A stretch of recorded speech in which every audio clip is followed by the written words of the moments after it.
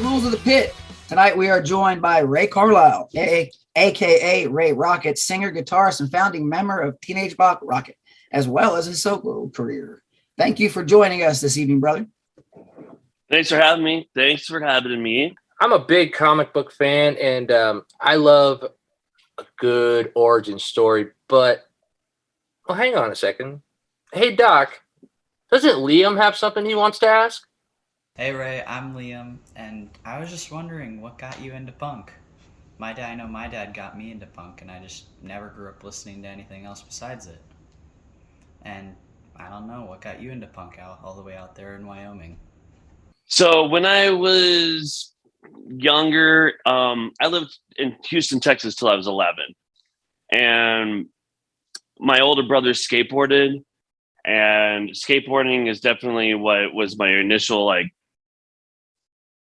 introduction to punk rock music, just by seeing the Dead Kennedys logo and the Black Flag logos pop up on the older kids' grip tape. Yeah, people drawing on their grip tape. And we used to skate this. It was I don't know, it was a ditch. We used to skate this ditch that had Sex Pistols spray painted on it. And I was familiar with, a Suicidal Tendencies song or two. And my older brother had My War by Black Flag on cassette. But it didn't really kick me in the dick as hard as Jane's Addiction and Primus did, as far as getting a little older. So I guess fourth grade, it was all Metallica and Guns N' Roses. And sixth and seventh grade, it was all Primus and Jane's Addiction. And then ninth grade, it was Green Day, and then it was over. Green Day was really here's all these different record labels, here's all these different bands, and these are bands that are happening right now. This isn't from when the Go-Go's and the Germs were playing shows together. This is local bands in Laramie, Wyoming, actually opening for Green Day in Fort Collins, and our friends in this band called Some Kind of Cream in Laramie, Wyoming, opened up for Screeching Weasel and the Queers in Fort Collins. And so as far as just looking at the whole big aspect of things, that we can start a band and this is attainable, it was right there in our hometown in Wyoming. So yeah, the biggest introduction was Green Day, but my initial, what is punk rock kind of feel, I saw it happening as far as the early 80s LA thing, just on people's grip tape, and the UK thing spray painted at the ditch we were skateboarding. But it really didn't go beyond that. I think Green Day was a lot of people's entry point, man. Because I up on my bed, I got the Dookie CD. Right there. Mm-hmm. Yeah, my friend that introduced me to Green Day, he also would order live videos from the back of Maximum Rock and Roll. And so he would make me VHS. He would make Brandon and I VHS tapes with a live Green Day show from Little Rock, Arkansas on the Kerplunk tour, and a live Screeching Weasel show from the Axiom or something in Houston, Texas on the Anthem for New Tomorrow tour. And that was sort of, as far as seeing what was happening with bands playing live, was the huge first installation, was bootleg videos out of the back of Maximum Rock and Roll. Yeah. You mentioned starting out in Laramie. Well, I was surprised to learn that years ago. I was under the impression that only ranchers and cattle lived in Wyoming. Was it difficult being a punk in the OK Corral?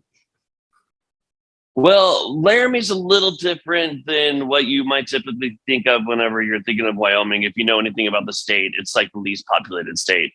There's 500,000 people in the entire state, and it's a huge state. But Laramie's where the University of Wyoming is, and which makes it, for instance, one of two counties in the entire state that didn't vote for Trump last time. The other one was Jackson Hole, which is you know, where Harrison Ford lives, and it's sort of like a resort town with Teton Village up there. It's part of Wyoming, but it's different. So I don't think that they would ever vote Republican. But so Laramie had Fugazi come through twice. And after Teenage Bottlerocket started doing shows, you know, of course, we would bring as many bands as we could in town, Pegboy, Lawrence Arms. But as far as some of, like, you know, what people would think of as like hick towns, like redneck towns, I guess you would say, like Rock Springs, Wyoming, great shows there, great scene. It's just one of those things where, hey, there's just because you work on a ranch and you like built fences all day doesn't mean that you can't love the Lillingtons. Those guys are too. This is true. It sounds like you're going to be bringing Susie Moon all the way out there into Wyoming here pretty soon, right? Totally. And I actually no members of Teenage Bottlerocket live in Wyoming anymore. I live in Fort Collins, Colorado, and this is where Brandon moved, which is an hour away from where I graduated high school in Laramie, Wyoming, and where I graduated college too.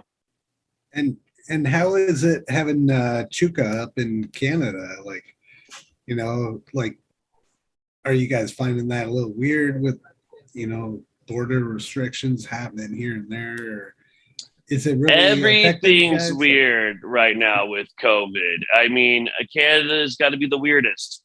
Actually, I can't say that. I have no idea how it is to fly in and out of Australia. I live there. Right. It's been a cakewalk with Chuka. The motherfucker goes hard in the paint. He plays so hard at the drums. And even when Brandon was playing drums in Teenage Bottlerocket, we never really rehearsed. Cody's always lived hours away. Back in those days, he was in Newcastle, Wyoming. Brandon was in Fort Collins, and Miguel and I were in Laramie, Wyoming. So even back then, we were sort of Voltroning together for the first show, and the first show would be like a practice. That's the way we ran the band for at least 10 years, 15 years. But so that has been no problem with Darren being in Canada, with the exception of the skateboard festival we just did in Tucson, Arizona a couple weekends ago. And Darren got stuck at work. He works at a drum shop, a music shop. Yep. And they do inventory once a year. And they had our drummer counting guitar picks. That's what I call it. You know, it's like, okay, we got 280 red picks. And it was one of these days where he couldn't get out of it. And so our friend Ruben filled in on drums for one show. And that wasn't even due to him being in Canada. That was just whatever work. So one time we flew to Argentina. They had different laws for people from Canada rather than from America. And Chuka got held up at customs in Argentina. But yeah, I mean, it was like, oh shit, man, we have this show that's going to be crazy. What do we have to do? Do we have to pay money? It was just some bureaucratic bullshit. He just had to sign some shit. Everything was fine. So it's been good. It's been obviously more expensive because we got to fly his ass everywhere, but No doubt. We'll live with it. But so how is it writing songs with the geographic distance? Like, what's the process look like for you guys writing? The process is I have a studio in the basement where I live, and I'll put together a song with my kid playing drums usually on it, and I'll email it to the rest of the band. And Cody will do the same with keyboard drums from GarageBand. Cody is great at running GarageBand, and his demos sound releasable. So it's just sort of like, hey, here's a song Cody wrote called Death Cart, and it sounds like Death Cart. Mine are a little bit more underproduced, I'd say, but it gets the general gist of the song there. And then we just sort of hope that some studio magic will take place, especially with backup vocals, and sometimes new ideas will come into fruition while we're recording them. And so that's just sort of how it goes. Like, hey, I've recorded 7 songs over the past year.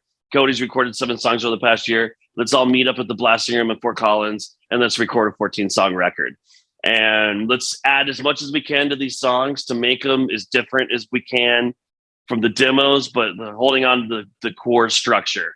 And it's not like a Fugazi thing where it's like, oh, Death Card sounded like this until Ray got his hands on it, and now it sounds like this.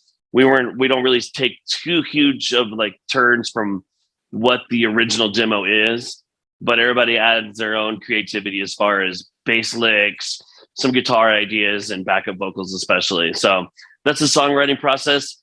One thing we do that some bands don't do is we write song titles first. So if we're driving down the street and that would make a fucking hilarious song title, and we'll write it down, and myself and Cody have a long list of song titles. Cody's list of song titles is hilarious. Like Bigger Than Kiss was a song title way before it was a song. So I think that wraps up the songwriting process for Teenage Bottlerocket at this point. That's awesome, though. Like, who normally would just think up a title and then build an entire idea around that subject? It certainly helps with Creature from the Black Metal Lagoon, for instance, was a song title before it was a song, and he knows that Death Heaven was just a shitty Warped Tour band. What happens is it makes for funny songs, and there's not enough bands writing funny songs in punk rock anymore. I wish there was. I don't know where they all went, but yeah. That's a good way to write a song that's funny. Come up with a song title that's funny. Absolutely. We have you guys. We still have Guttermouth, man. But we barely have Guttermouth. We barely have Guttermouth. So, Ray, you touched on you guys going into the blasting room. You guys have been recording there for quite some time now, and with this whole blasting room documentary that's now going to come to fruition, has anybody approached you guys about maybe participating in it one way or another? Or can you speak of that? Or of course. First of all, I want to add that my kid goes to high school, like 3 blocks from the blasting room. So this place not only has Teenage Bottlerocket recorded 8 records there. I did the Ray Rocket record there. Cody did 2 Lillingtons records there. Sack just finished recording a new full length at the blasting room. Teenage Bottlerocket's done countless 7-inches there. My old band Homeless Wonders recorded 2 full lengths there, starting back in 1998. So this should be you guys. Yeah, I would hope so. It's like, what can I compare it to? If someone was going to do a scary movie like documentary and not include Friday the 13th or something, it's just like at this point, Teenage Bottlerocket has made a mark at the blasting room, and of course we're in it. Kirchner is a good buddy of mine. He did all the new 6 sesh videos for Teenage Bottlerocket, and he's doing the blasting room film. I mean, he filmed the live stream we did last year for me and Brandon's birthday. Nice. He lives up the street, and he's awesome. We smoke weed. Teenage Bottlerocket, 22 years, is that right? The first 7-inch came out in 2002. So, I mean, 20. Yeah, you could say 20 years from the first release, but there's like some gray area there with Homeless Wonders becoming Teenage Bottlerocket, where we were playing Teenage Bottlerocket songs with a new dude. And we were kind of Teenage Bottlerocket already, but we didn't have the band name yet. So there's an old demo floating around that might be released someday. I'm trying to get it to release. And it's just me and Brandon at JJ Nobody's studio in Colorado Springs. I think we must have recorded it in late 2000 or early 2001. And it's got Dead Saturday on it. It's got Bottlerocket. Not Bottlerocket. It's got Dead Saturday. It's got Crashing. It's got Another Way. So some Bottlerocket songs are actually on this thing, and no one's heard it. Well, I'm excited. I hope it gets released. That'd be awesome. Yeah, it sounds cool. It's awesome, but yeah, it marks a time in me and Brandon's life where we were becoming Teenage Bottlerocket, and there's Teenage Bottlerocket songs. So, it's like if I release this to it, what do we call it? Teenage Bottlerocket? And I'm in the process of trying to get that all sorted. I don't know. It's cool. So yeah, 20 years. Let's go with 20 years because it's a nice round number. And the A-Bomb 7-inch came out in 2002. That's a long time to keep a band together, going. It's a lot. It's a lot of vans. It's a lot of vans. Everybody knows vans don't last. So, what's the secret to that sort of longevity? Just perseverance, or what's there? I think really wanting to be in a band is what got us to where we're at. Because it certainly wasn't luxurious. I think this is as luxurious as it could be right now, and which isn't very. Our sound guy snores so loud. Hey, he's the sound guy. He snores. It's hilarious. Just the loving music, loving our own music, wanting to play, wanting to be in a band. I don't even think it's like fueled by like wanting to make it. Making it is like no bands make it anymore. It seems like, it's like writing songs and trying to outdo the previous record, trying to be a better band along the way is with every aspect of being in a band, and being better humans. If we could, that happens. Being nice, being cool. Shredding is the number one goal, right? It's just like, hey, let's play as hard as we can. Let's write the songs, like the best songs we can. Let's play as hard as we can. Let's give it our all. And this will be our all. I got a 2-pronged question for you, Ray. Who would you say the best TBR fans are abroad, and what would you say is the wildest experience of yours or the band's career thus far? Argentina, that show that I was talking about earlier in Argentina was wild. We showed up and there was a group of people selling Teenage Bottlerocket shirts out in front of the show that we'd never seen before. There was a chant for my brother. It was like we were at a soccer game in South America, dude. It was like ole, ole, ole, ole, Brandon. Before we went on stage, they sing the leads there. So like a Scared Eye, I'd be like, or I don't know what lead that is actually. And Scared Eye did it, like the crowd sings the guitar leads with you, and that's amazing. In Mexico once, in San Luis Potosi, we had a crowd member surf the crowd surfer. So like a dude was crowd surfing and a dude surfed him, and we were like, that's rad.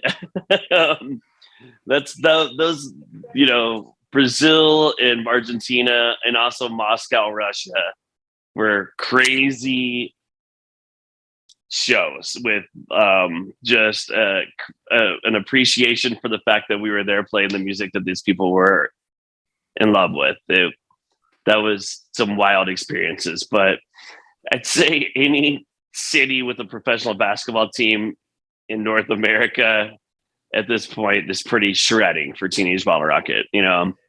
Crazy story. I have to go back to Argentina. We were all pumped to go to this show that had been sold out for a while. We knew it was going to be crazy. We all jumped in this elevator and it moved about 3 inches and just stopped.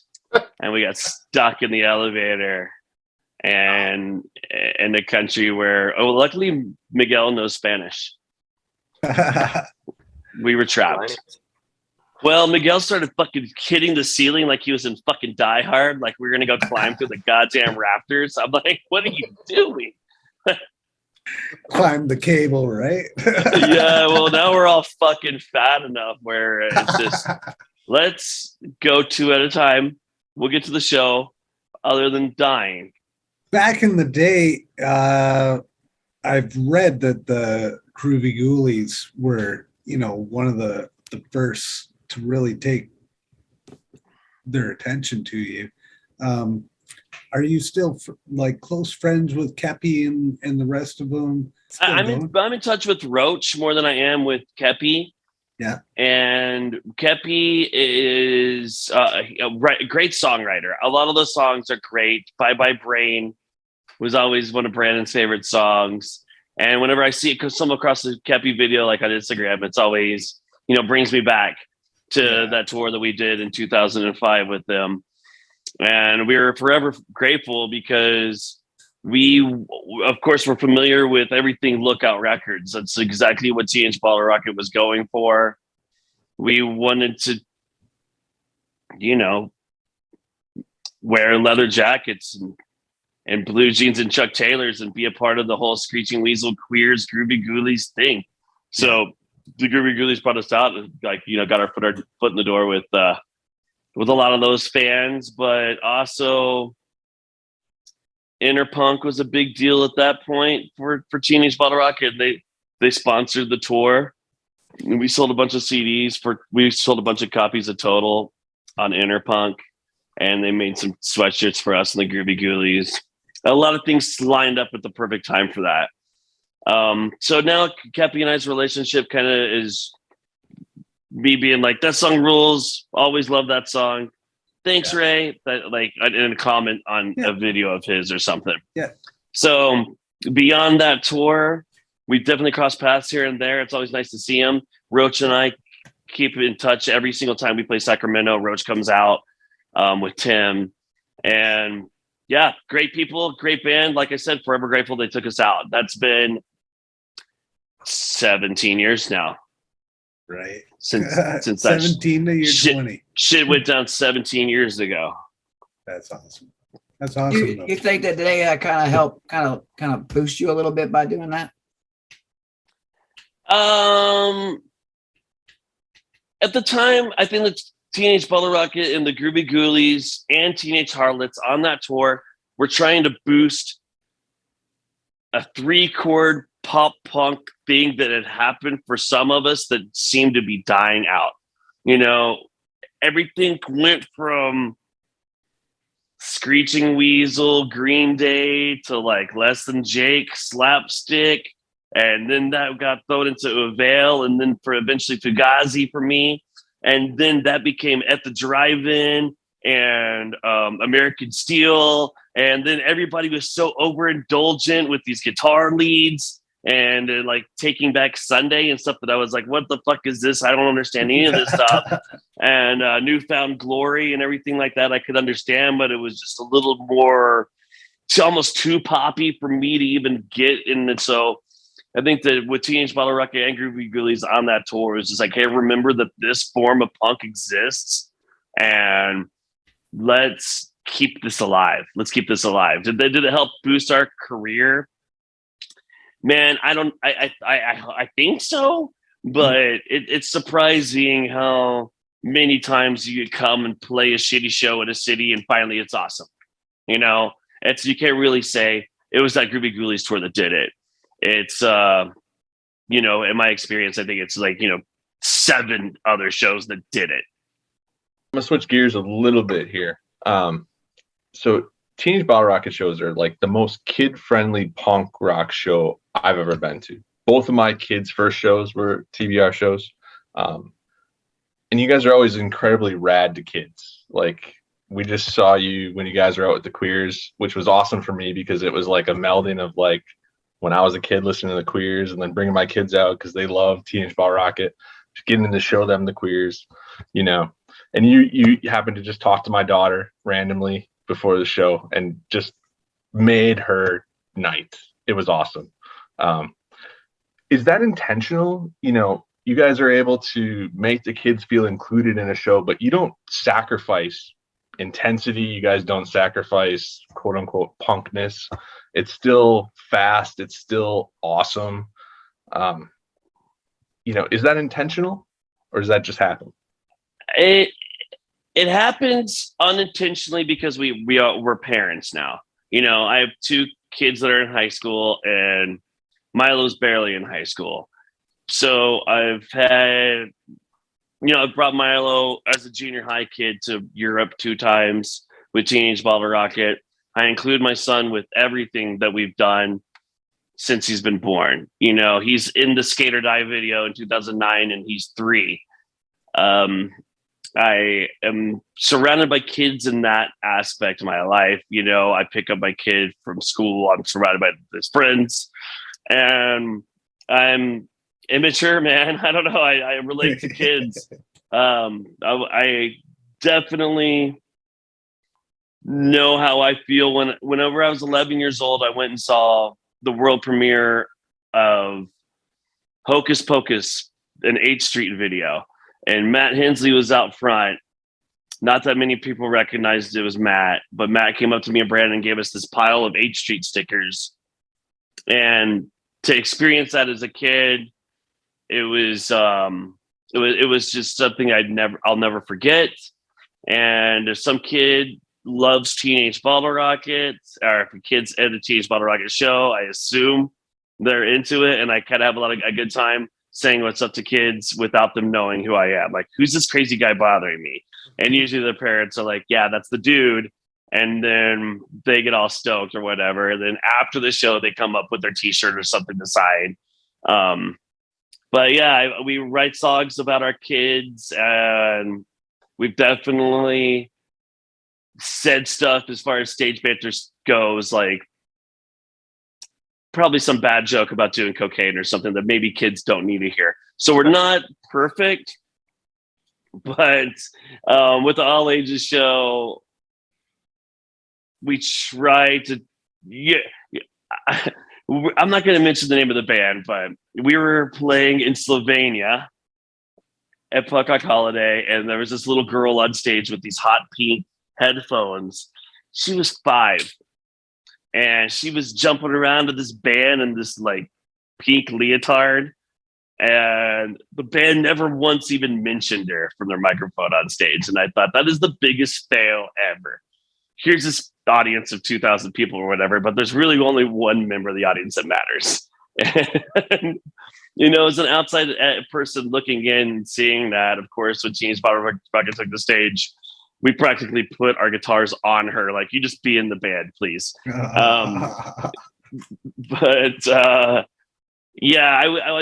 Everybody has a bad day. You know, you could rack that one up to maybe this band was having a bad day. And then sometimes bands want to get from point A to point Z so they can go party, or this is where they're comfortable. They know they're not going to say anything between songs that gets them in. Like, this isn't getting us in trouble. It's kind of edgy. Let's say the same thing every night. And you're just kind of going through the motions. It's important for us to see what's going on, make sure everybody's comfortable while we're playing, and certainly take time for younger fans and, you know, older fans too. Like, I hang out all the time. When Teenage Bottlerocket plays, I'm outside hanging out. I'm inside hanging out. Very attainable.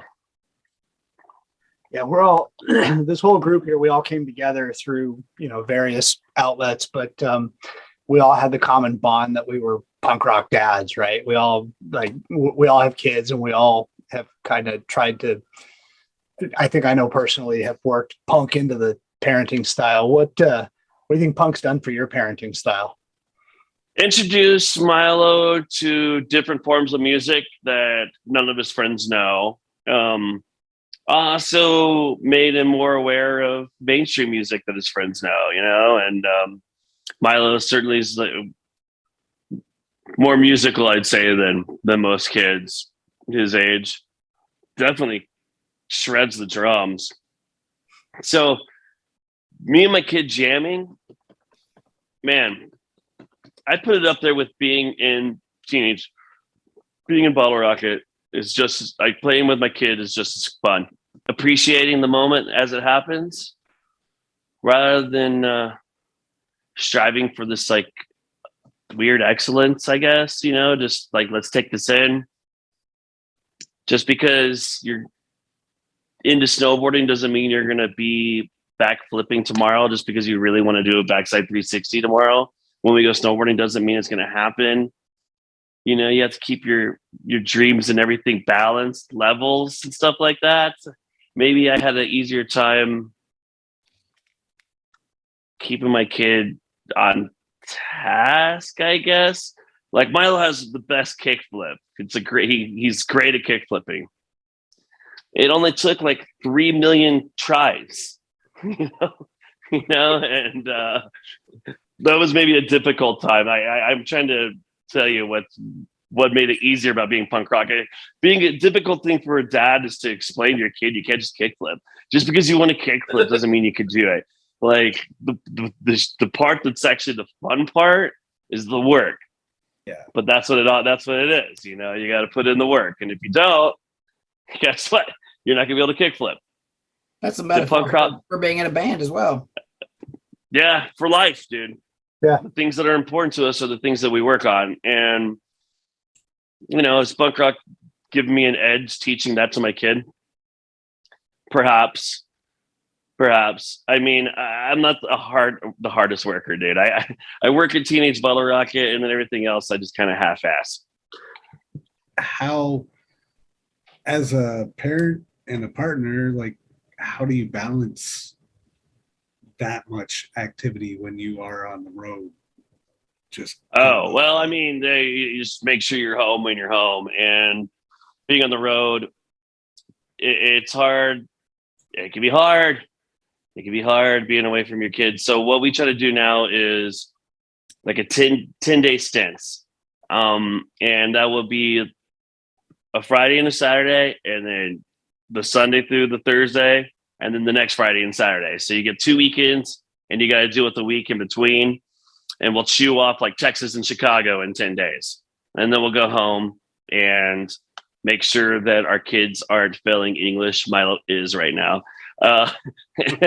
Snap. And then we'll go back out for 10 days. And, 10 days a month is plenty for us.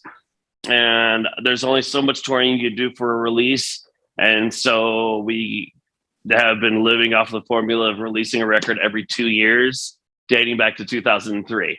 So that's just like what we've done. Release a record, tour, repeat. That's the work ethos of Teenage Bottlerocket. A little bit more of a sensitive question. I'm not going to dwell on the tragedy that struck you personally and the band, but how did you find the strength to pick up and keep going? Because in my experience with grief, motivators like that are anger and denial. And did you seek grief counseling when you finally were able to process? Do you have help with the coping mechanisms you can share with your fans? Well, I did not seek professional help as far as counseling goes for grief counseling. Maybe I should have. I can't honestly tell you if I'm over my brother's death. I think that it gets worse and worse as time goes on. I miss Brandon now more than I ever have. Recent things that have happened in my life I want to share with Brandon. I know there's things that have been happening in my life that he could help me with. He's not here anymore. The strength to carry on. I called Cody, and I think to the rest of the general public, it was like, whoa, that was fast. Teenage Bottlerocket's is like a band again with a new drummer. But for us, it felt like a lifetime. For me personally, it felt like a lifetime because we were all sort of confused with what we were going to do. Brandon passed away, and I explained to Cody, hey, dude, I lost my brother. I don't want to lose my band. We lost our drummer. I don't want to lose our band, and we found a way to use that to help us move forward. Right. Brandon's gone. What would he want us to do? I think that Brandon would definitely want us to keep shredding, but I think that he'd want us to do it, like with Darren Chuka, some guy that plays hard. There's no one that could play the way Chuka plays. And there's no one that could play the way Brandon plays, And I'm not saying that in the way that it's just like, oh yeah, every drummer has their personality. I say it in like, those dudes go harder than every drummer. There's nothing fun. I guess the fun part is being rad because you're just covered in sweat at the end of every show. Brandon and Chuka it's like they jump into a swimming pool. That's how sweaty they are at the end of a Teenage Bottlerocket show. So I think that he would want us to move forward, and I think that he would want us to move forward with Darren.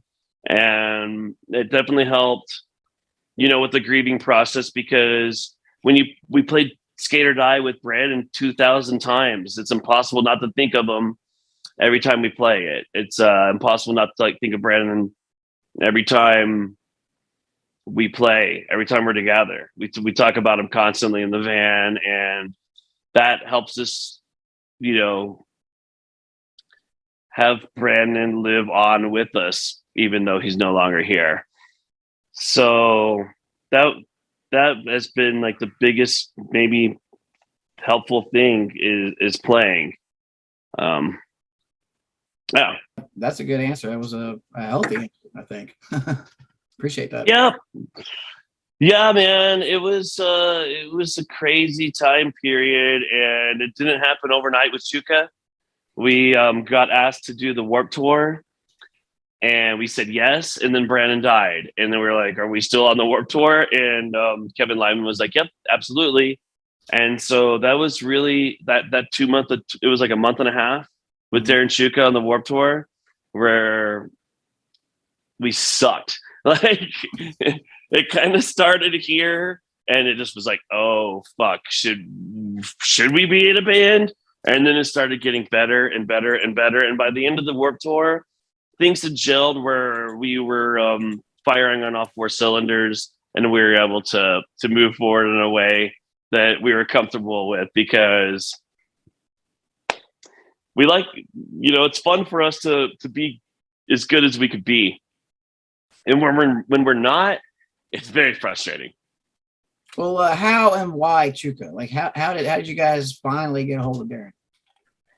I was doing a job up in Canada for a company I was working for, and I had a couple days off, and the Riff Randalls were playing in Edmonton, and that's KJ from Chicks Diggett's wife's band. Her name is Kathy Camaro. And went and watched the Riff Randalls play. They're badass. This band called Old Wives opened, and I could not keep my eyes off their drummer. I was like, this guy plays as hard as Brandon. This guy's as good as Brandon. This is one of my favorite drummers to watch. Every time Chuka hits his cymbals, it's his whole body goes into it. He's very animated when he plays, and that's what I was drawn to. He was the first drummer I called. And the last. He's a beast. Boom. I was like, I want him. Done. Well, I'm the merch guy here. I'm the marketing and the merch guy. So I got to ask this question. You guys have some killer designs with between album covers and stickers and shirts and everything going on. You guys go with different artists? You use the same artist? Who comes up with the concepts for what you guys are doing for all the merch and album covers and stuff you put out? Well, the album covers are easy. You just have to switch the color. So anyone could do it, maybe with Photoshop. Like, what color do you guys want to do? That's the hard part, is what color's next. As far as like t-shirt designs, usually I'll come up with a design like, hey, let's rip off this Tony Hawk logo, and we'll just find one of our friends to help us rip it off. So I'd say that the friends list is 4 or 5, and everybody wants to get everybody deserves to get paid. So we go with the cheapest option. Bones Brigade one is pretty killer. Yeah, I like the Zorlak one. We need to bring that one back. We did the Screaming Hand by Santa Cruz, and we got a cease and desist. Yeah, they were like, we love your band. we love your designs, but sorry, no. Okay. Oh, we Can tried. can we leave it on and sell what we printed? Okay, we'll take it off. We'll take it off. What is your diet on the road, and like, how does it differ from like your food choices at home? Like, Well, yeah, the road's got the best food because Texas has the best food, and you tour in Texas, and Texas is the best. Obviously, you know, whenever we're in Mexico, it's just like, holy shit. I've never had tacos like this before. And this is my favorite food I've ever had. yeah. I had this crawfish in St. Petersburg, Florida. That was so good. I'll never forget eating this stuff. Oh man. We fully have restaurants that we eat at whatever city that we're in. It sounds ridiculous, but we eat at the Boston market every time we play Boston. It's a terrible example because Boston market's everywhere. But like, there's a place called James Coney Island in Houston that we eat at.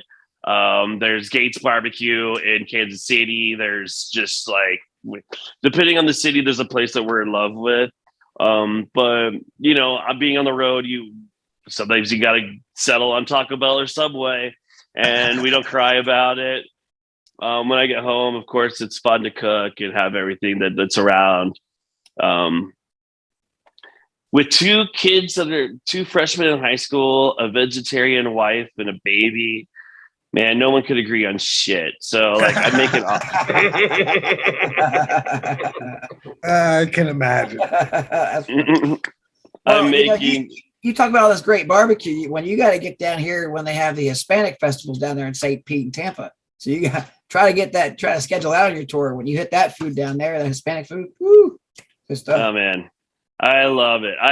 That sounds magnificent. Like right now I'm making oxtail in the pressure cooker, and I'm the only one that's going to eat this. I've heard it's good. I've always wanted to try it. You can't pass on everything to your kids. No. My kids literally eat like grilled cheese, pizza, and chicken fingers right now. Yeah, Milo's friends were over the other day. And I was like, "Do you guys like Dino Nuggets?" And they're like, "Who doesn't like Dino Nuggets?" Touche, kid. All right, Ray, I'm going to ask you because this whole wall behind me is not just fronted; it's all full of records, and this is one of two sets of collections here. And I see what's sitting behind you. Are you an avid collector? Are you a big collector, or is it just kind of I like records? Are you a casual collector? My most recently acquired album is records. Is this Discord Records number 200, first 6-7 inches. Ooh. If you didn't buy this, you're doing it wrong. Got the house and everything. If I see something I need, I get it. I have, look at this Weird Al Yankovic 3-inch. I have that one. What? That was a record store day release. It was limited. And I got the 12-inch. Got the 12. Oh. So I don't think Weird Al knows how many punk rockers like his shit. Right? Because I grew up with him, man. I love Weird Al. I completely agree. I was just telling Rachel that we need to divide all my vinyl into punk and non-punk because, you know, we're making dinner and I was like, I don't want to listen to Strung Out Twisted by Design right now. Like, it's like, I mean, where's my non-punk section? You know, where's my Smiths, Cure, New Order? I need a genre up in my vinyl because Yeah, I alphabetize. the first 6 records by Discord are not happening for my wife. For me. Dampen the mood just a little bit. So the world is kind of losing its fucking mind right now, and has been for a little while. Why do you think punk still matters in sort of a world that's losing its shit? And how do you think punk can help the world be better? I don't know. I don't know idea. I think that punk could help the world be better by someone that we don't know writing a song we all fall in love with. The music is what brings us together. I'm afraid I'm becoming a grumpy old guy that hates everything, and I hate punk bands. But I also love some. I love some punk bands. But I think that music is important to help the vibe on the way to work. That's why I think it's like important for Bottlerocket to be funny. I think it's important to write funny songs. I think it's important to write energetic songs. I want to be an uplifting contributor to someone's day. I want Teenage Bottlerocket to be the song that comes on that they don't skip, that they turn up, and bands do that to me, and that I think makes the world a better place. Whenever I see a clip of a band on Instagram going for it, it reminds me what it's all about. Just like, look at how intense this is. This is the one important thing in their life right now is got me sucked in. Yeah. So just that. Yeah, the way you talk about your band, I mean, you really are a fan of your music. And you don't hear a lot of bands stuff. I mean, I don't mean that as a slight at all. It's actually kind of refreshing because not everybody has that same energy. After 20, 30, 40 years, sometimes you kind of wanes, so. Yeah, I mean, it's Teenage Bottlerocket is my favorite band. I think that everybody should be in their favorite band. That's the way it should go. If you have a couple bands, you have two favorite bands.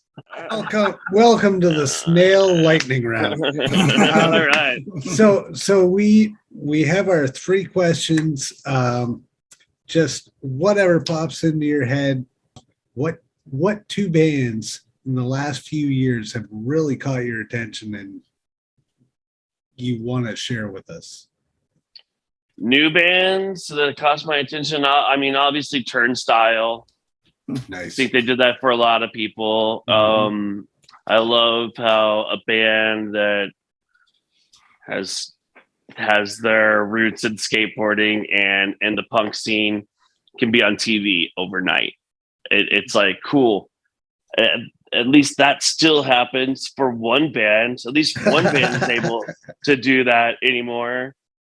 So Turnstile for sure. I listened to it and I wanted to show it to all my friends. Like, dude, have you heard this? This is awesome. The other one's definitely more embarrassing. The Machine Gun Kelly record. I love it a lot. And it made me realize, like, oh shit, that part of me that hears something and really fucking loves it is still in me. And I was like, I have every reason to hate this, and I love it. And there's one song in particular that I fucking love. And yeah, for the past year, it's been my favorite song, and it's by Machine Gun Kelly. And, what is it? What is it? You gotta share. It's called "Play This When I'm Gone." It's like the "Every Rose Has Its Thorn" acoustic sad song on the Machine Gun Kelly record. I love it. I love this song, and it makes me feel, like I said, just like, oh shit, music can still do this to me. That's awesome. Not the $1 million backing it, or Megan Fox as his girlfriend, and the earrings hanging off his lips. I don't really care about Machine Gun Kelly as the celebrity, but I fucking love that song. So there you go. Machine Gun Kelly and Turnstile. Boom, Awesome. boom. Next. Boom, boom. All right. All right. Well, there are many societal issues and causes out there. What are foundations, charities, or issues that matter to you? Oh, I love getting skateboards in the hands of people that can't get them. I think that skateboarding is a sport that's punk rock because it doesn't cost so much money to have shoes and a skateboard. Like snowboarding is one of these things where you have to have oodles of money just to even like get to the top of the chairlift. Skateboarding is one of these things where like, hey, dude, here's this. This could change your life. And there's this organization in Tampa, the skate park in Tampa. My homie runs Boards for Bros, something like that. That's a charity I can stand behind. He gets skateboards put together for people that can't afford them. Yeah, that's my new adopted hometown. Yeah, dude, totally. I'll just stick with that answer. There you go. That's a good answer because that's something that's a little off the beaten path, and it's certainly not what most people try to go. Well, the homeless and everything, You didn't even miss a beat. You knew exactly who you liked. And it's a good cause because like you said, poor kids need a ride too. Name of our show is Rules of the Pit, but it's also something we adhere to is that the main rule of the pit is when someone falls, you pick them up. And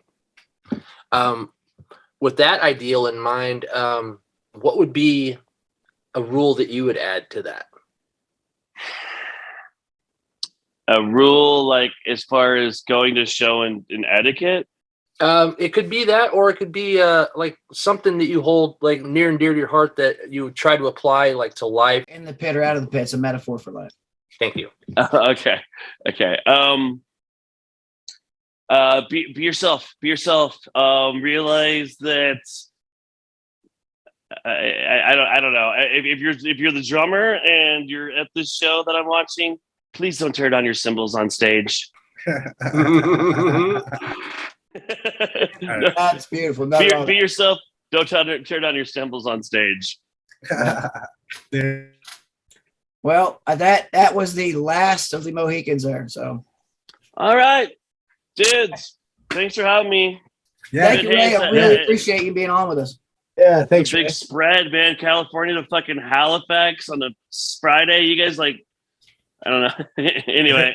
It's early enough for us, for Churchy and I. We got plenty of Friday left. These other guys. Oh, hell yeah. Totally.